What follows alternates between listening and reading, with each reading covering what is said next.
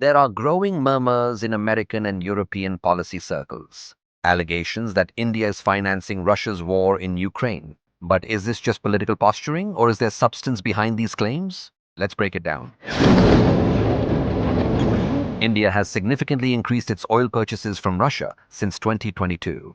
In 2024 alone, India imported $52.73 billion worth of oil. But here's the bigger picture. Russia's total oil and gas revenues for 2024 stood at over $235 billion. That makes India's share only around one-fifth. Meanwhile, China and the European Union still import more oil and gas from Russia than India does. So, if oil sales are financing the war, India is not the sole or even the main contributor.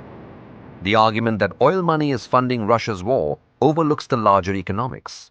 Oil and gas revenues form only 30% of Russia's total budget expenditure. The rest comes from a structured and internally managed financial strategy. President Putin likely planned for this conflict long before 2022. And despite a sluggish economy, Russia has maintained stability, avoiding external borrowing or war taxes. Instead, it channels internal subsidies to its massive military-industrial complex, producing weapons far cheaper than global market rates. Russia has long been a warfare-oriented economy. It accounts for 7.8% of global arms exports, second only to the United States. Its defense spending in 2024 hit a staggering $149 billion, or 7.1% of GDP, almost double the 2015 level. In contrast, Ukraine's military budget now consumes a crippling 38% of its GDP, making it heavily dependent on Western aid. Russia, by contrast, has managed to internalize its war costs and minimize dependence on imports.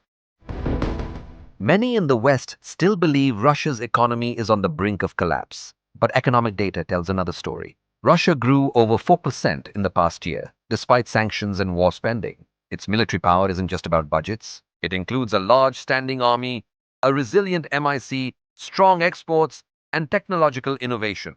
Together, these make Russia the second most capable military force globally.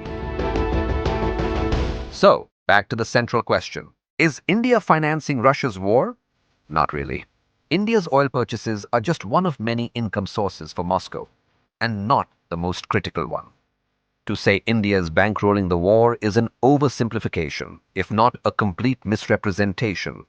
Sanctions have failed to isolate Russia's war machine, and putting pressure on India for buying discounted oil is misplaced and counterproductive.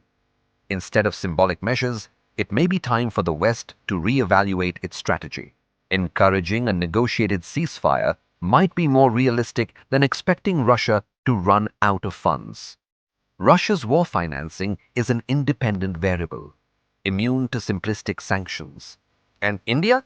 It's pursuing its energy security, not financing a war. The facts speak for themselves.